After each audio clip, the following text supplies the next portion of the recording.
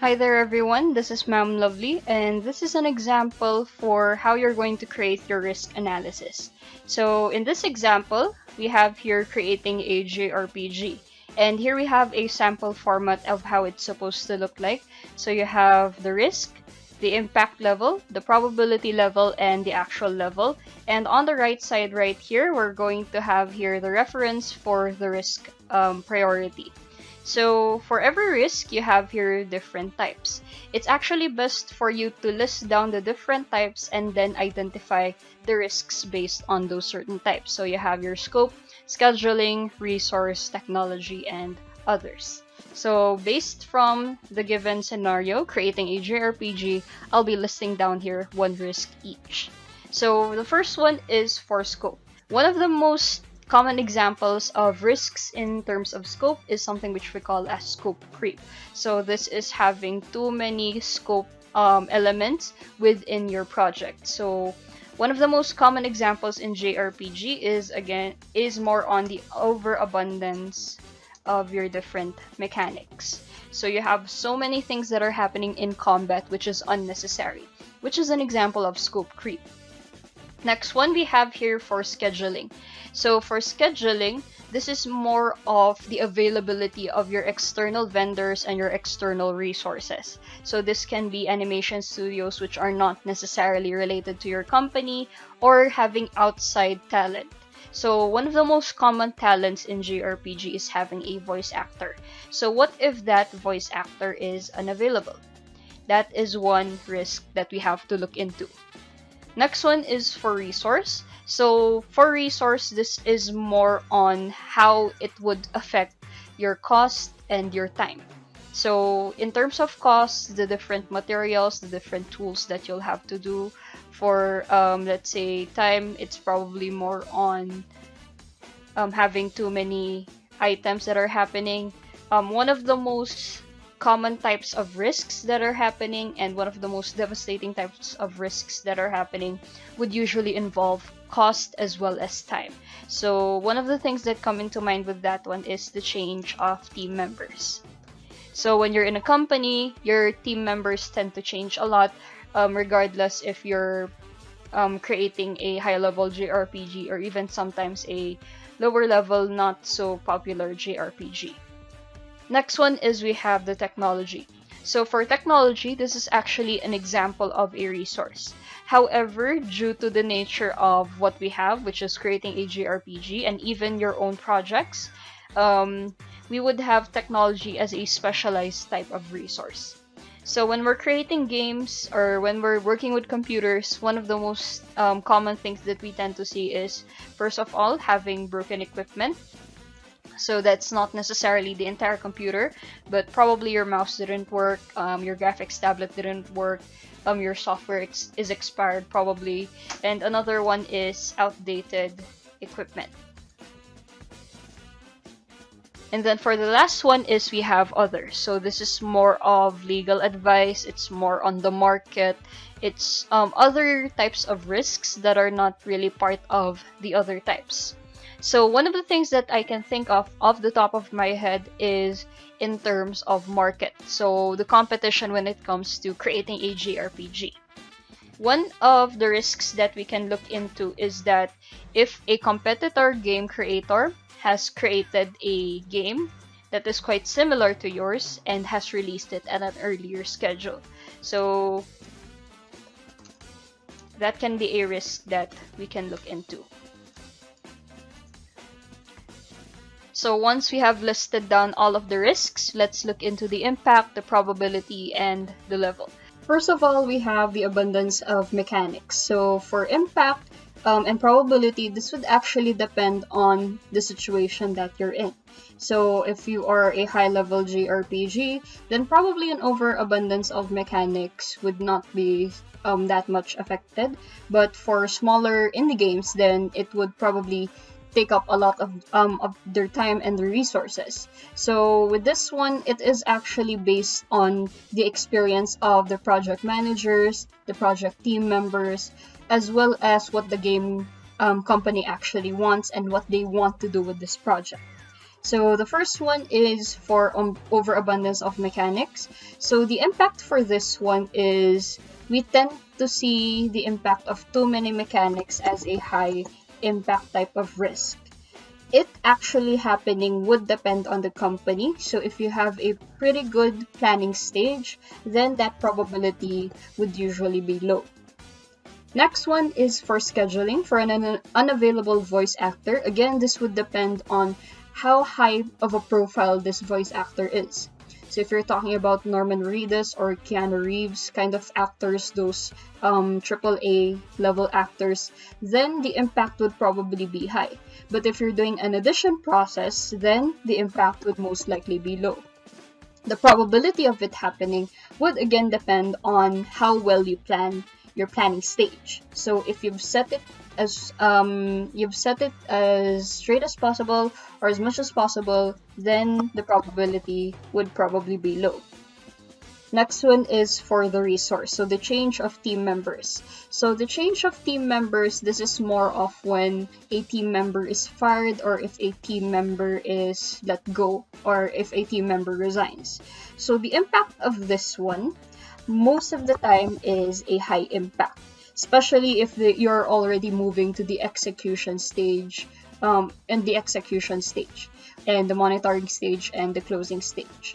So the impact is quite high. The reasoning is because you'll have to retrain them. So when a new hire comes, you'll have to retrain them on everything that they'll have to do, even if they have experience. So as you may know, a company might have different ways on how they would do their animations, their games, their programming. So with this one, even though no matter how skilled that new team member is, it may not be you may still need some time to actually train them.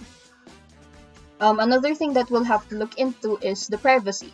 So if the game has a confidentiality agreement, you'll have to look into if the team member would actually say it. So as we may know right by now, doing so through forums or through obscure types of websites is possible for you to leak certain information for your game. So with that one, the impact of actually spoiling the experience or spoiling the immersion is again high. The probability of it happening is usually high as well, especially when it comes to the execution, monitoring, and closing stage. So as you create the game, you tend to see a lot of mishaps happening and a lot of probably for a lot of your team members, they're not able to they're not able to handle the pressure. So with that one, they may end up leaving. Or probably they're not up to standards, so you have no choice but to fire them. So with this one, the probability of it happening is quite high.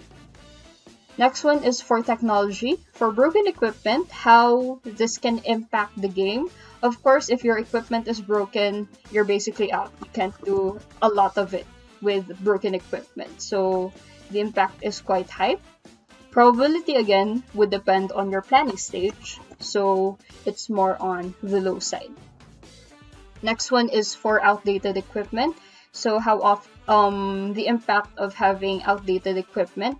So this would depend on what type of JRPG you're doing. So if you're creating a AAA JRPG with 3D graphics and a lot of physics happening, so it might be quite high having outdated equipment. The reasoning is more of you're going to create very specific game engines for probably animating, for doing specific types of combat. So with that one, having outdated equipment may not be able to handle those new types of software that they might be developing. The probability of it happening for AAA games is mostly high. The reason for that one is the same reason as before. You tend to create a lot of newer software which is specified for different types of things. So with that one, if you're creating so many things at the same time, then the probability becomes higher. And then the last one is that another game that is similar that is released earlier. What is the impact of it and what is the probability of it? So with this one, the impact and the probability would depend But for, let's say, higher games, or even let's say some of the lower games, the impact and probability would usually be low because they tend to be independent. Unless it's an exact carbon copy, a lot of your viewers or a lot of your audience won't necessarily care for it. And then we have the last one for the level. So with this one, I'll just be focusing it right here. So only in the impact, probability, and level. So on the level, you need to have your impact and your probability, and then based from that one, you're going to look into the level. So first of all, we have the high impact, low probability. We'll be looking into this table. So we have 2 of the high here, and then based from that one, you'll be seeing low probability. So as you can see, high impact, low probability. We have a medium level risk. You have low impact, low probability. Based from this one, it's a low level risk. For high level impact, high level probability, you can see that the level is high level. For high impact, 2 of these ones are available, but for low probability, it's this one. So your level is more medium. We also have here high impact, high probability, so would be high level. And then the last one, low impact, low probability, we have low level. So with that one, that is basically your risk analysis. So the only thing that we'll really need are these ones. These ones are just there to mostly aid. You don't really need this one in your activity. So with those ones, what are you supposed to do with your risk analysis? So once you have identified the level, in real life, you have to look into what are the higher levels. So we have change of team members here and then outdated equipment here. So these are the things that would happen inevitably, and when it happens, it will have a huge negative impact on creating your JRPG. So what do you do with this one? You have to create mitigation levels during the planning stage. So if this happens, what can we do to lessen the impact? If we have outdated equipment, which will happen and which will impact us, what are we supposed to do? So one example that I can think of is on change of team members. So when you have a high turnaround rate, it's really best for you to create a training program that would optimize the training of the new hire, and with that one, you tend to lessen time. It is inevitable that you will have to train them. However, it is easier for you as the project manager and the new team member. So with that one, you won't really spend too much of your time actually training them, but you'll spend lesser time and actually getting into the job and having better results. After that, for the medium level, what you tend to do is you still create mitigation issues. However, these mitigation issues are a little bit less strict compared to that of high level. And then the last one, for low level risks, we tend to just monitor them. We don't really make mitigation issues immediately. So with this ones, we just tend to monitor them. Try to look into the signs that if it ever escalates, then what do we do with that? And with that, that ends my explanation on risk analysis. I hope you were able to understand. If you have any questions, please leave a comment through this video or through other social media accounts. With that one, thank you so much. I hope you stay safe.